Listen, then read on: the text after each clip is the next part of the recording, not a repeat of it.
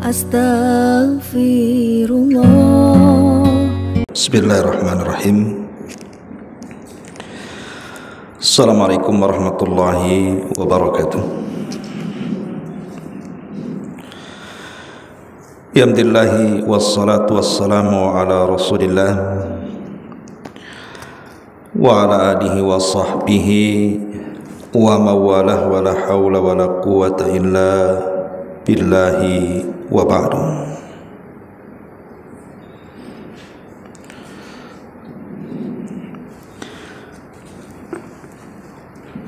Alhamdulillah, di pagi menjelang siang ini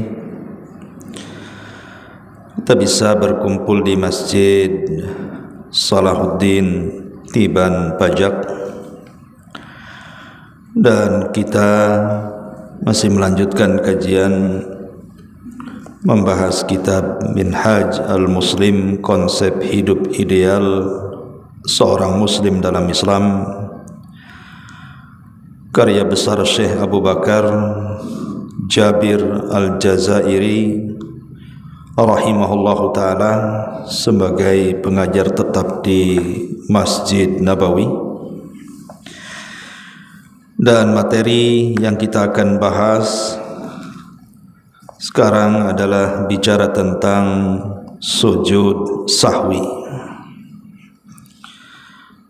Sujud artinya ma'ruf, meletakkan dahi di tanah dengan 7 anggota sujud: 2 tangan, 2 lutut, 2 ujung telapak kaki dan dahi serta hidung.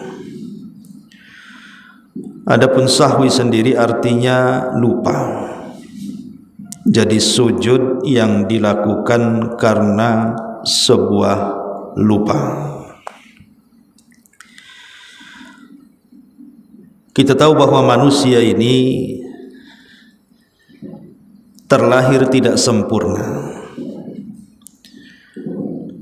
karena manusia itu diberikan ingatan oleh Allah Subhanahu wa ta'ala yang terkadang ingatan itu bisa lupa, dan itu wajar sebagai manusia. Makanya manusia disebut al-insan, diambil dari kata nisyan, lupa. Karena bapak kita semuanya Adam alaihi salatu wassalam juga pernah lupa apa yang diajarkan Allah Subhanahu wa ta'ala. Dia pernah lupa. Makanya keturunan juga tidak lepas daripada sifat lupa. Tetapi dalam Islam, walaupun lupa bukan sifat yang sempurna bagi manusia, tetapi lupa juga terkadang bisa menjadi nikmat yang Allah Subhanahu wa ta'ala anugerahkan kepada kita. Karena lupa sendiri adalah rahmat yang Allah anugerahkan kepada hamba-hambanya. Kenapa demikian? Karena ketika seseorang lupa meninggalkan sebuah kewajiban, maka disebabkan lupa terangkat dosa. Karena orang yang melakukan kewajiban bila sengaja meninggalkannya berdosa. Tapi kalau seandainya dia lupa tidak melaksanakannya, justru tidak berdosa. Dan itu bagian daripada nikmat. Yang kedua, lupa sendiri adalah sifat yang kurang sempurna bagi makhluk, apalagi bagi Allah Subhanahu wa ta'ala. Karena Allah Subhanahu wa ta'ala tidak mungkin tersifati sifat ini, maka begitu juga makhluknya. Sifat lupa adalah sifat yang kurang. Ma'asyiral muslimat yang dimuliakan Allah Azza wa Jalla, karena sifat ini juga sifat yang kurang, yang menunjukkan makhluk itu tidak sempurna sementara Allah adalah zat yang sempurna. Maka ada sebagian sifat lupa ini menjadikan hilangnya beberapa hak-hak yang harus ditunaikan. Makanya dalam Islam itu, dalam hak-hak tertentu harus dicatat supaya tidak lupa. Seperti orang pinjam uang, itu harus dicatat. Sebab kalau tidak dicatat, takut kemudian yang minjam lupa. Ketika ditagih, dia mengatakan saya tidak ingat, saya tidak pernah pinjam, dan begitu seterusnya. Ma'asyiral muslimat yang dimuliakan Allah Subhanahu wa taala, karena sifat ini melekat pada manusia, makanya kita tahu bahwa dalam ilmu pengetahuan kita dianjurkan untuk menulis dalam sebuah catatan, karena kita tidak bisa mengingat sepenuhnya apa yang disampaikan. Makanya untuk supaya menghilangkan perasaan lupa ini, maka dicatat. Dengan catatan inilah bermanfaat dan menjadi sebuah nikmat. Kalau seandainya manusia tidak memiliki sifat lupa, tentu para ulama tidak akan mencatat kitab. Mereka cukup menghafal di dada-dada mereka. Maka tidak ada warisan yang akan mewarisi ilmu mereka. Tapi ketika manusia sampai kepada para nabi dan juga para ulama, mereka juga tersifati sifat lupa selama mereka manusia. Makanya dikhawatirkan ketika ilmu-ilmu ini akan hilang karena sifat itu melekat, makanya mereka mencatat. Akhirnya tersebarlah kitab-kitab para ulama yang sampai kepada kita. Dan ini saya katakan dari awal bahwa sifat lupa itu adalah nikmat Allah Subhanahu wa ta'ala.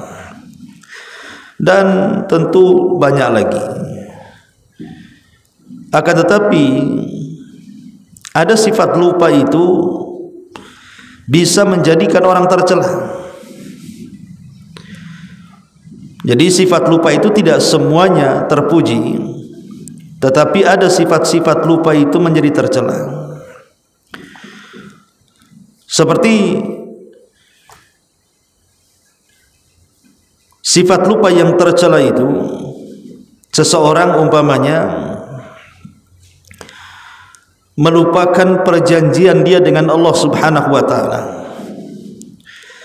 Kita tahu bahwa kita ini di alam arwah pernah berjanji di hadapan Allah. Ketika Allah Subhanahu wa taala mengatakan alastu bi rabbikum, bukankah aku Rabb kalian semuanya? Maka kita ini di alam ruh mengatakan qalu bala, tentu engkau adalah Rabb kami. Sehingga secara otomatis ketika seseorang melakukan perjanjian di alam ruh, kemudian ruh itu dipindah dari alam ruh ke alam janin, lahirlah kita, maka kita terikat dengan perjanjian dengan Allah Subhanahu wa taala dalam tauhid. Tetapi banyak yang lupa. Lupa kita diciptakan oleh Allah Subhanahu wa taala untuk mentauhidkan Allah, sehingga banyak terjerumus kepada kesyirikan. Banyak orang-orang yang lupa dengan tauhid, datang ke dukun, datang ke kuburan meminta-minta, percaya kepada tangkal dan jimat, percaya kepada khurafat, tahayul dan yang semacamnya. Ini lupa tercela namanya. Ataupun seseorang lupa dengan kematiannya, lupa dengan akhiratnya, bahwa di sana ada hari di mana manusia akan dibangkitkan oleh Allah Subhanahu wa taala dan akan mempertanggungjawabkan semua perbuatan yang pernah dilakukannya. Banyak orang yang lupa, sehingga mereka mengabaikan tentang keimanan kepada hari akhir. Dampaknya akhirnya mereka pun banyak yang meninggalkan ketaatan dan terjerumus kepada kemaksiatan. Mereka lupa bahwa ada hari hidup setelah kematian, ada hari seseorang mempertanggungjawabkan di hadapan Allah setelah kematiannya. Atau lupa dengan ayat-ayat Allah, tidak pernah membacanya, tidak pernah mempelajarinya, apalagi mengamalkannya. Makanya Allah Subhanahu wa taala kelak pada hari kiamat Dia mengatakan kadzalika atatka ayatuna fanasitaha wa kadzalikal yauma tunsa. Begitulah ketika ayat-ayat kami datang kepadamu kau lupakan. Maksudnya di dunia kau lupakan ayat-ayat sudah yang kami turunkan kepadamu, baik ayat-ayat kauni atau ayat syar'i. Maka sekarang engkau di akhirat dilupakan. Ini juga lupa tercela, lupa dengan ayat-ayat Allah Subhanahu wa ta'ala. Ataupun lupa tercela lainnya adalah lupa yang berkaitan dengan al-uqud ma'adh zalimin wan nisyanin nahi an dzalik. Lupa, jadi al-qu'ud ma'adh zalimin wan nisyanin nahi an dzalik. Al-qu'ud ma'adh zalimin artinya seseorang berkawan dengan orang-orang zalim, lupa bahwa berkawan dengan mereka itu tidak baik. Allah Subhanahu wa ta'ala dan Rasulnya merintahkan kita untuk berteman dengan teman yang bisa mengingatkan kita, yang membawa kesolehan dan ketakwaan serta iman meningkat bagi kita. Tapi betapa banyak orang-orang yang melupakan itu. Akhirnya sembarang dia berkawan, sembarang dia mencari teman, yang tadinya istiqamah akhirnya menjadi ahli maksiat. Karena lupa dia mencari kawan yang harusnya mendapatkan kawan yang baik, tapi justru kemudian mendapatkan kawan yang tidak baik. Dan banyak lagi ya lupa-lupa yang tercela itu. Tetapi kita tahu bahwa lupa ini sumbernya banyak. Kenapa orang bisa menjadi lupa? Pertama, sumber lupa itu karena godaan syaitan yang memberikan was-was kepada hati kita. Makanya kenapa Allah Subhanahu wa taala berfirman istahwadha alaihimus syaitanu fa ansahum dzikrallahi ulaika hizbus syaitan. Setan berusaha untuk menggoda mereka, maka setan melupakan mereka dari mengingat Allah, maka mereka pun menjadi partainya setan. Jadi sumber utama lupa adalah godaan setan. Kenapa orang bisa lupa? Karena setan yang kemudian berusaha untuk melupakan kita dari mengingat Allah Subhanahu wa ta'ala. Ini sebab yang pertama. Sebab yang kedua, tarkut taqwa, meninggalkan ketakwaan kepada Allah Subhanahu wa ta'ala. Allah Subhanahu wa ta'ala berfirman ya ayyuhalladzina amanu dalam Al-Hasyr ayat 18-19. Ya ayyuhalladzina amanu taqullaha wal tanzur nafsum ma qaddamat lighad wattaqullaha innallaha khabirum bima ta'malun. Wahai orang-orang yang beriman, bertakwalah kepada Allah. Ayat ini memerintahkan kita untuk takwa, menjalankan perintah dan menjauhi larangan. Dan hendaklah setiap jiwa melihat apa yang akan terjadi esok hari. Kemudian Allah ulang lagi perintah takwa, bertakwalah kepada Allah. Sesungguhnya Allah itu mengetahui apa yang kalian kerjakan. Kemudian di ujung ayat Allah mengatakan wala takunu kalladzina nasullaha fa ansahum anfusahum ulaika humul fasiqun. Maka janganlah kalian seperti orang-orang yang mereka melupakan Allah, maka Allah melupakan mereka. Mereka lah orang-orang fasik. Jadi meninggalkan takwa yang merupakan perintah Allah Azza wa Jalla itu menjadikan seseorang itu jadi pelupa. Orang kalau banyak maksiat, kemudian juga mereka meninggalkan banyak ketaatan, banyak meninggalkan kewajiban, gemar dengan kemaksiatan, maka otaknya akan error dan dia akan menjadi pelupa. Pelupa mengingat Allah Subhanahu wa ta'ala. Ini yang kedua. Yang ketiga, at-turfatu wan ni'am wan na'im, kemegahan dan melimpah luahnya nikmat. Orang kalau diberikan kemegahan dan juga nikmat yang Allah Subhanahu wa taala anugerahkan tanpa batas kepadanya, orang bisa menjadi lupa. Makanya Allah Subhanahu wa taala mengatakan, wa idza massal insanu dzurrun da'a rabbahu muniban ilaihi thumma idza hawwalahu ni'matan minhu nasiya ma kana yad'u ilaihi min qablu. Kata Allah dalam surah Az-Zumar ayat 8, apabila manusia disentuh dengan sebuah madarat, kefakiran, sakit, bencana, ujian, maka dia pun akan berdoa kepada Allah dengan berusaha mendekatkan diri kepada Allah.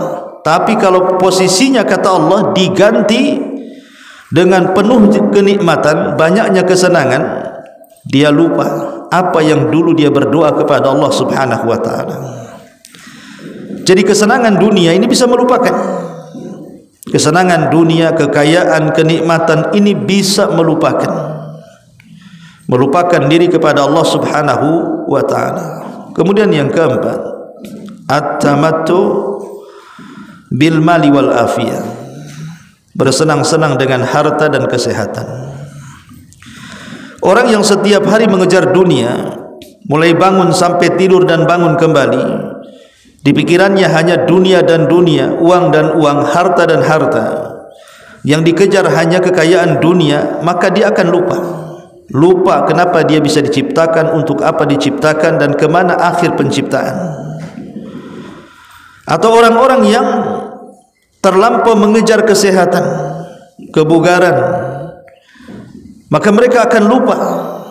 Orang-orang yang hanya mengandalkan merawat badannya, merawat kecantikannya, ketampanannya, maka orang ini lama-lama akan lupa kepada Allah Subhanahu wa taala.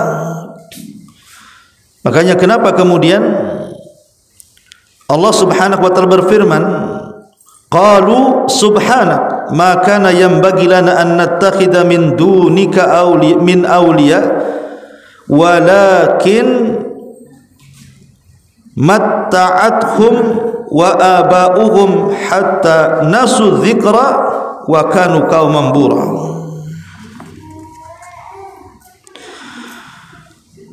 Di sini Allah mengatakan qalu subhanak, mereka berkata, maha suci Engkau ya Rabb, maka yang bagi lana an nattakhidha min dunika min awliya, tidak layak bagi kami mengambil selainmu sebagai penolong. Walakin akan tetapi matta'tahum wa aba'ahum, akan tetapi engkau sudah dibutakan dengan kenikmatan mereka dan bapak-bapak kalian juga, sampai mereka lupa dengan zikir, lupa mengingat Allah, sehingga mereka menjadi kaum yang dihancurkan. Jadi ketika kemudian seseorang dalam pikirannya hanya mengingat dunia, mencari kemegahan dunia, kekayaan, kesenangan, kesehatan, dan begitu seterusnya, maka lambat laun dia akan dilupakan asal penciptaannya apa, dari mana dia berasal, untuk apa diciptakan, kemana dia dikembalikan. Lah inilah penyebab orang itu bisa lupa. Tetapi ada juga ilaj ataupun obat supaya kita tidak lupa. Maksudnya tidak lupa mengingat Allah Subhanahu wa taala, tidak lupa kita siapa, tidak lupa kenapa kita diciptakan, tidak lupa apa yang harus kita lakukan, tidak lupa kemana kita akan pulang. Dan itu bisa dilakukan pertama dengan banyak berzikir kepada Allah Azza wa Jalla. Karena Allah mengatakan dalam surah Al-Kahfi 24, wadhkur rabbaka idza nasit, ingatlah Allah kalau engkau lupa. Jadi kalau kita lupa ingat Allah, maka kita akan ingat. Ini yang pertama. Yang kedua, banyak-banyak berdoa. Banyak-banyak berdoa supaya kita tidak mudah lupa. Kemudian yang ketiga, banyak-banyak isti'adzah, meminta perlindungan kepada Allah dari gangguan syaitan, karena yang membuat kita lupa itu adalah syaitan. Kemudian yang keempat, tarkul ma'asi, yang membuat orang lupa itu karena banyak maksiat. Tinggalkan maksiat. Kemudian yang kelima, tafrigul qalbi min syawaghil ad-dunyawi. Kosongkan hati dari kesibukan dunia. Cukuplah dunia itu diletakkan di tangan, jangan sampai diletakkan di hati. Itulah yang disebut dengan zuhud. Sekaya apapun hanya sampai di tangan, tidak sampai ke hati. Cukuplah hati itu untuk Allah Subhanahu wa ta'ala. Itulah di antara obat supaya kita tidak mudah lupa. Ma'asyiral muslimat yang dimuliakan Allah Subhanahu wa ta'ala, intinya lupa itu bisa menjadikan nikmat bagi kita, tapi bisa menjadikan azab bagi kita. Lah di dalam salat ada yang disebut dengan sujud sahwi. Sujud dikarenakan lupa. Sujud dikarenakan lupa. Sujud ini kan macam-macam bentuknya, Bu ya. Sujud ini bentuknya macam-macam. Ada yang disebut dengan sujud salat. Ma'ruf lah ya, kalau ibu salat kan ada sujud tuh. Ya. Yang kedua ada yang disebut dengan sujud tilawah. Setiap mendengar kalimat sujud ketika membaca atau mendengar Al-Quran di 15 tempat dalam Al-Quran, maka kita dianjurkan untuk sujud. Kemudian yang ketiga namanya sujud syukur. Kalau ibu mendapatkan nikmat dari Allah Subhanahu wa ta'ala, langsung ibu sujud, bentuk syukur kepada Allah Azza wa Jalla. Lah di sini ada yang keempat yang disebut dengan sujud sahwi, yang disebut dengan sujud as-sahwi. Sujud dikarenakan lupa. Disebutkan tentang pensyariatan sujud sahwi ini. Perhatikan di sini tentang sebuah hadis Nabi SAW yang dicatat pengarang, di mana Rasul SAW pernah berdiri pada rakaat kedua tanpa tasyahud lebih dahulu, lalu beliau melakukan sujud sebelum salam. Kemudian bersabda, "Idza syakka ahadukum fi salatihi falam yadri kam shalla athalathan aw arba'an falyatrah asy-syakka wal yabni ala mastaiqana thumma yasjudu sajdataini qabla an yusallima fa in kana shalla khamsan syafa'na lahu salatahu wa in kana shalla itmaman li arba'in kanat targhiman lisyaitan." Jika salah seorang di antara kamu ragu dalam salatnya dan ia tidak mengetahui apakah salatnya itu baru 3 rakaat atau sudah 4 rakaat, maka hendaklah dia membuang keraguan-raguannya dan berpegang pada jumlah rakaat yang diyakininya. Kemudian ia melakukan sujud 2 kali sebelum salam atau sujud sahwi. Jika ia telah melakukan rakaat solat sebanyak 5 rakaat, sujud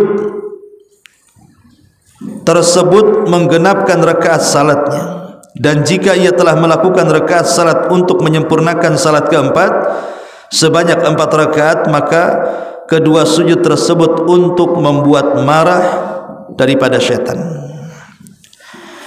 Dari sini kita tahu, Bu ya, kenapa sujud sahwi itu disyariatkan. Itu disebabkan karena 3 perkara.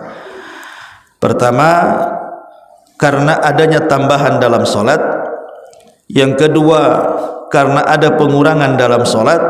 Yang ketiga, karena ada keraguan-raguan dalam solat. Inilah penyebab disyariatkan sujud sahwi.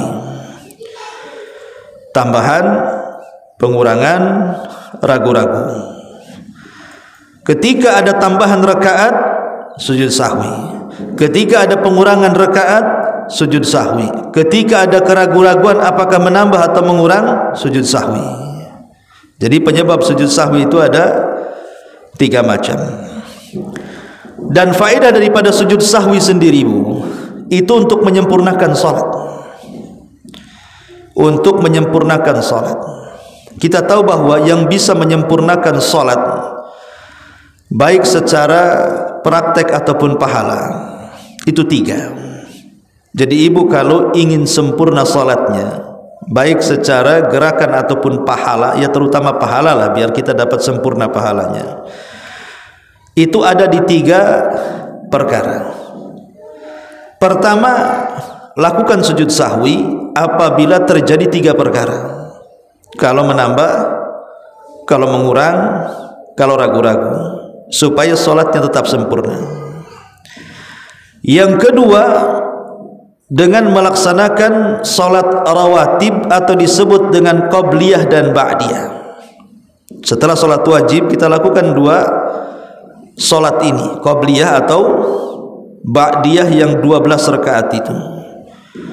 Karena melaksanakan rawatib salat setelah salat wajib itu bisa menyempurnakan salat wajib. Kemudian yang ketiga, berzikir setelah salat, terutama istighfar setelah salat wajib.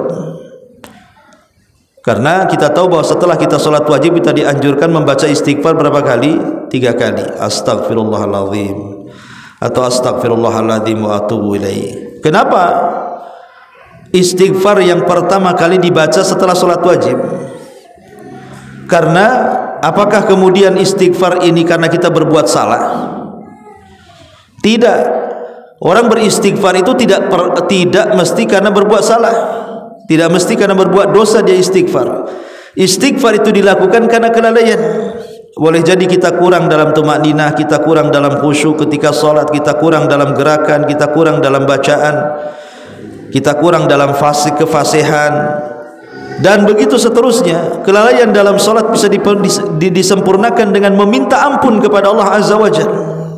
Makanya zikir setelah salat yang pertama diucap itu istighfar 3 kali.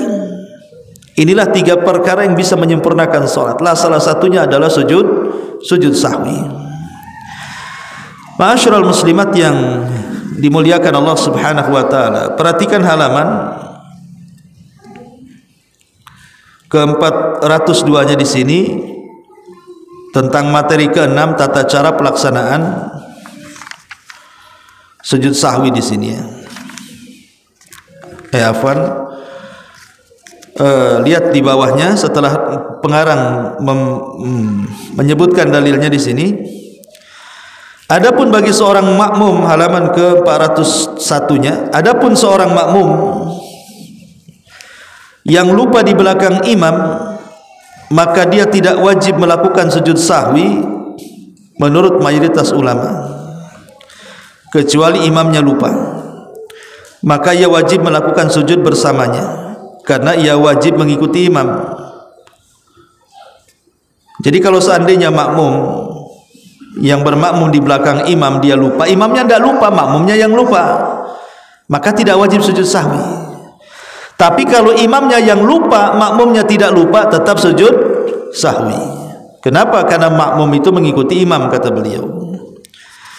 Karena ia wajib mengikuti imam, dan karena adanya hubungan di antara salatnya dengan salat imamnya, maka para sahabat juga pernah melakukan sujud sahwi bersama Nabi, di mana saat beliau lupa maka beliau akan melakukan sujud sahwi.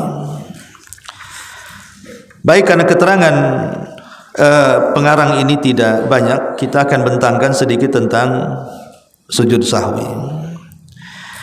Ma'asyiral muslimat yang dimuliakan Allah Subhanahu wa taala, kapan seseorang melaksanakan sujud sahwi?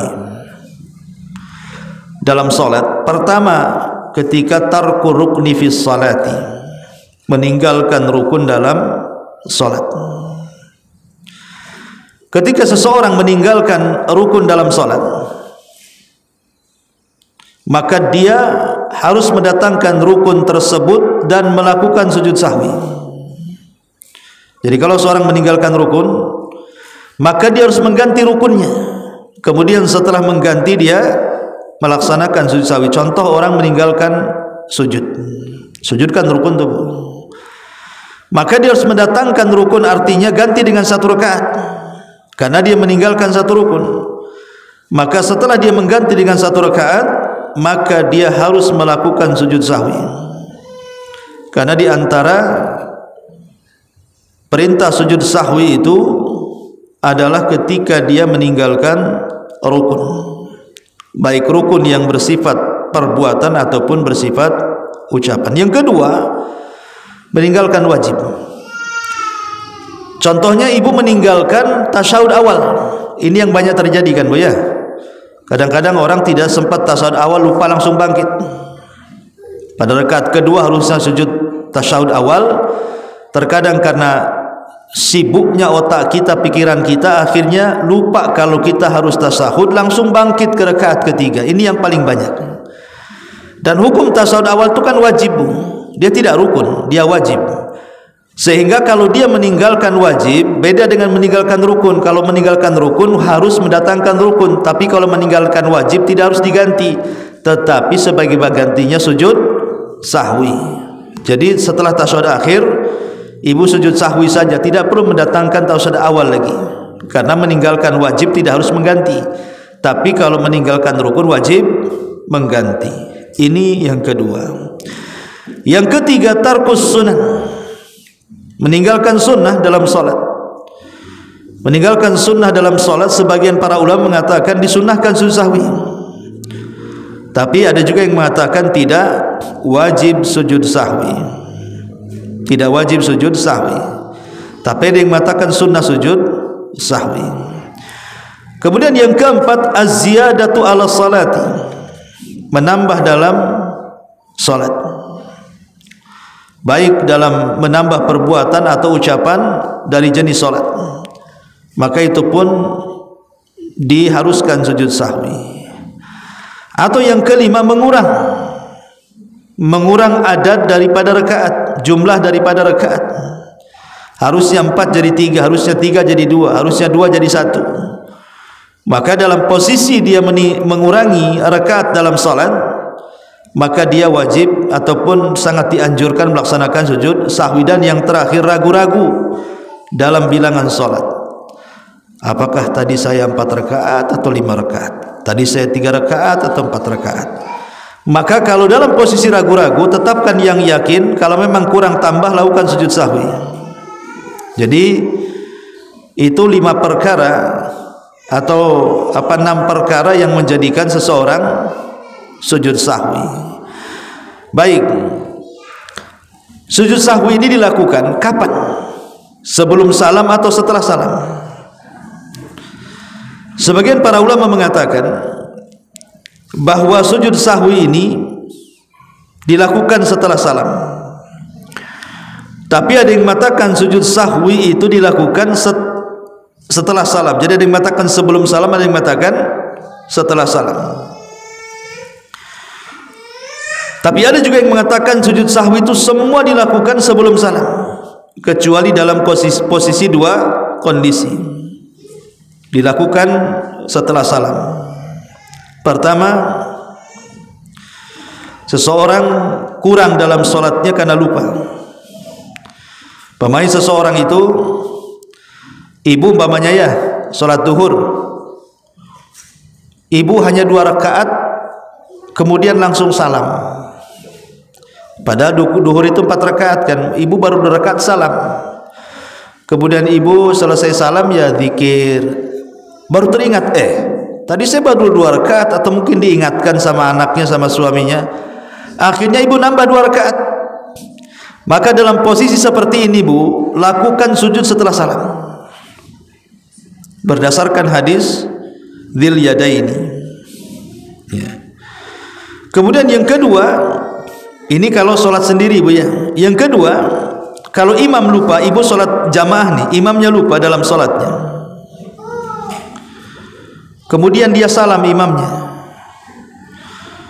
kemudian ibu ikut salam imam, maka kemudian setelah imam zikir, bingung makmum, ini si imam ini habis makan obat apa ini kok baru 3 rakaat, harusnya 4 rakaat kau sudah salam.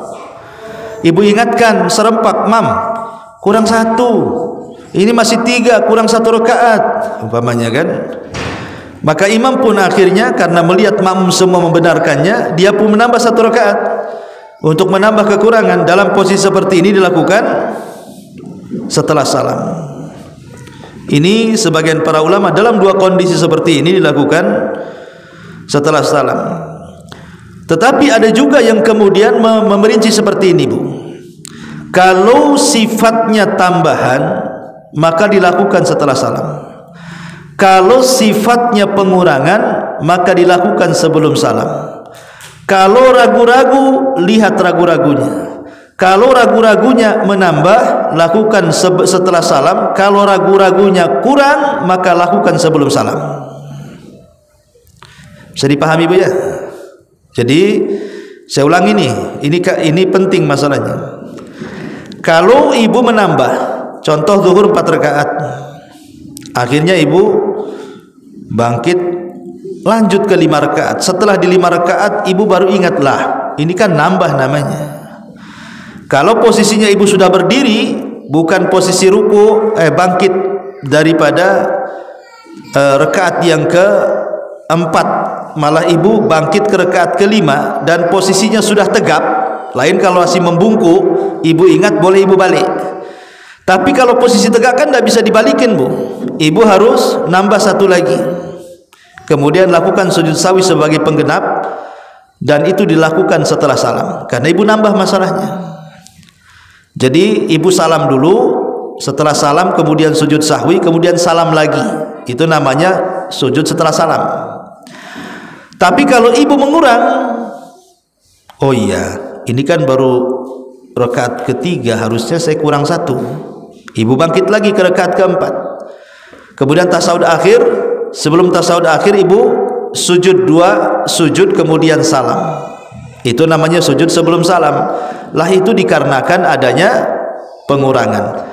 Kalau yang ketiga ragu-ragu, lihat ragu-ragunya, apakah ragu-ragunya menambah atau mengurang. Kalau menambah lakukan setelah salam, kalau mengurang lakukan sebelum salam. Itu khulasah, ya, itu namanya ringkasan tentang sujud sahwi. Ini diantara hukum-hukum seputar sujud sahwi. Baik, inilah diantara hukum-hukum secara singkat yang berkaitan dengan sujud sahwi. Wallahu a'lam. Baik, sebelum saya tutup, kalau ada pertanyaan seputar sujud sahwi, silahkan kita buka tanya jawab.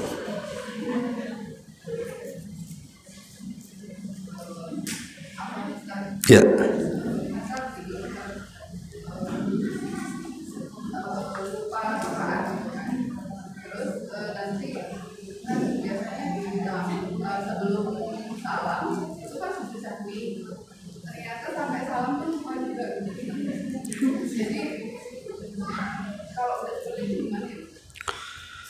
Maksudnya lupa apa? Lupa sujud sahwinya.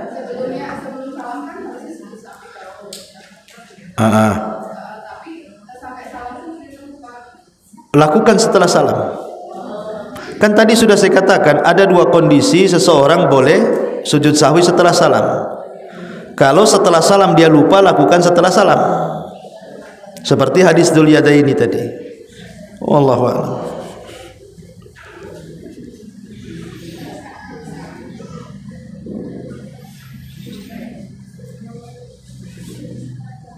Ada lagi?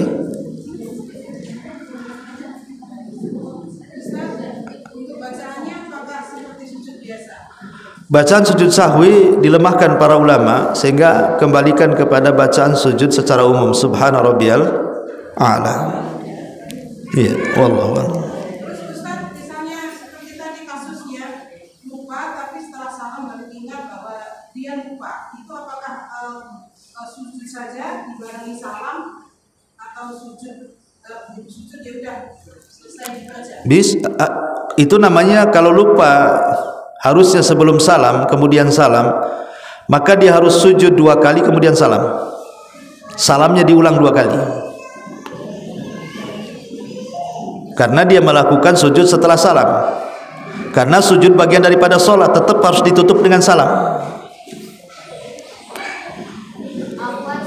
Iya.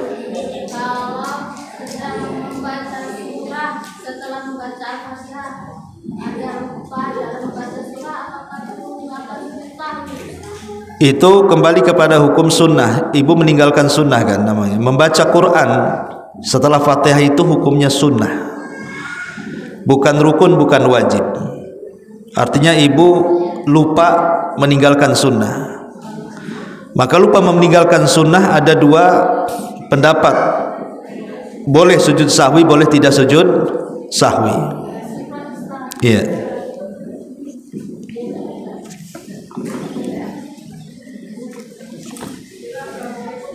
Waalaikumsalam.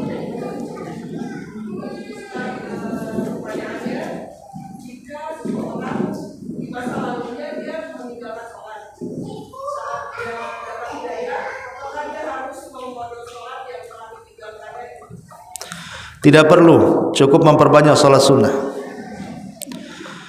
Jadi tidak perlu orang umpamanya 40 tahun tidak salat, kemudian di 40 tahun dia tobat akhirnya salat setiap hari. Memang kita tidak menafikan ada pendapat yang mengharuskan untuk qadha, tapi pendapat itu lemah. Pendapat yang kuat tidak perlu qadha berdasarkan hadis Aisyah. Tetapi sebagai penggantinya dia harus memperbanyak amalan sunnah. Kalau dulu dia tidak pernah zakat, kemudian sadar zakat penting, setelah sadar maka perbanyak sedekah. Kalau dulu banyak meninggalkan puasa Ramadan, maka ingat-ingat karena puasa harus diqadha. Tapi kalau yang tidak ingat, maka cukup memperbanyak puasa sunnah. Kalau dia dulu meninggalkan salat, tidak perlu diqadha, cukup memperbanyak salat sunnah. Salat sunnah banyak, mulai dari bangun sampai tidur, macam-macam salat sunnah. Wallahu a'lam.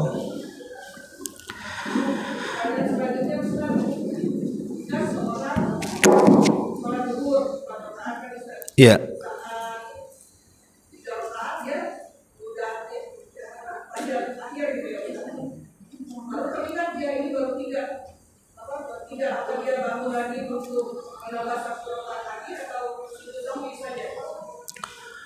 Ingatnya kapan?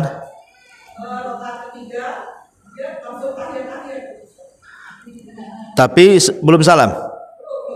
Ya, kalau belum salam lanjutkan, tambah 1 rakaat lagi. Lakukan sujud sahwi. Itu namanya lupa karena pengurangan. Iya. Sujud sahwi. Tetap sujud sahwi karena dia mengurang rakaat. Tapi sujud sahwi sebelum salam.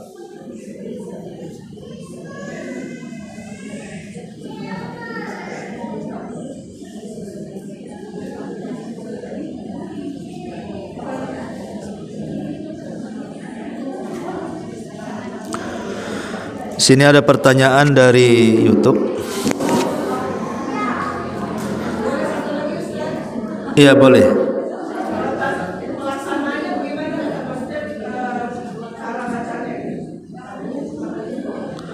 Pelaksanaan apa?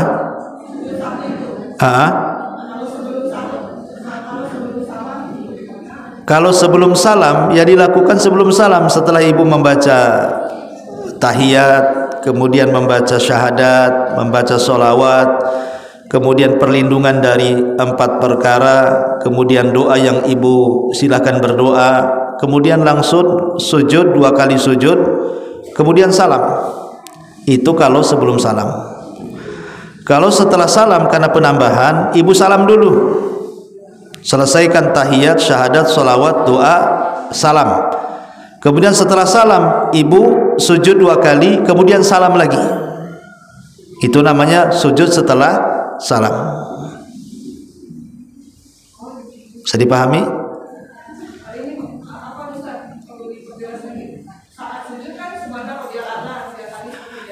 Iya.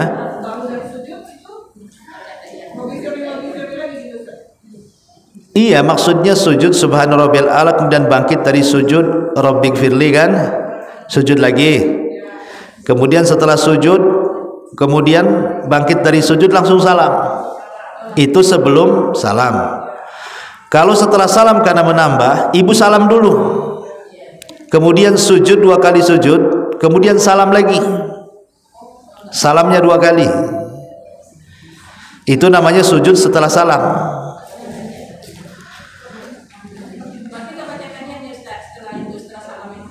Enggak pakai apa? Lah enggak, kan sudah tahiyat sebelumnya. Iya, nanti makin panjang lama lagi sholatnya, telat masa nanti. Ini ada pertanyaan, Ustadz, izin bertanya di luar tema, bagaimana dengan ungkapan sudah memaafkan namun tidak bisa melupakan? Apakah hal tersebut terlarang? Karena kalau boleh ingat itu susah melupakan apa yang sudah dia lakukan. Itu tabiat manusia. Tabiat manusia, kalau orang disakiti memang dia susah untuk melupakan. Orang yang zalim itu mudah melupakan kezalimannya, tapi orang yang dizalimi dia akan ingat sepanjang masa. Jadi kalau seandainya seseorang sudah memaafkan tapi tidak bisa melupakan, itu sebenarnya sebuah kemuliaan, sudah sebuah kemuliaan. Karena dia sudah berbesar hati memaafkan walaupun belum bisa melupakan. Dan itu setan memang. Jadi kalau sudah memaafkan, upayakan terus disibukkan dengan perkara-perkara yang bermanfaat sehingga bisa melupakan. Jadi kalau diingatkan lagi, ya tinggal istighfar saja. Karena memang setan demikian, supaya membangkitkan dendam sehingga diingatkan seperti itu. Makanya banyak beristighfar kepada Allah Subhanahu wa taala. Ustaz, saya bertanya, seandainya orang yang suka lupa sama hutangnya, macam mana Ustaz? Lupa sama hutangnya, makanya cepat bayar biar tidak lupa hutangnya. Wallahu alam. Baik, sampai di sini. Subhanakallahumma bihamdika asyhadu an la ilaha illa anta astaghfiruka wa atubu ilaik. Allahu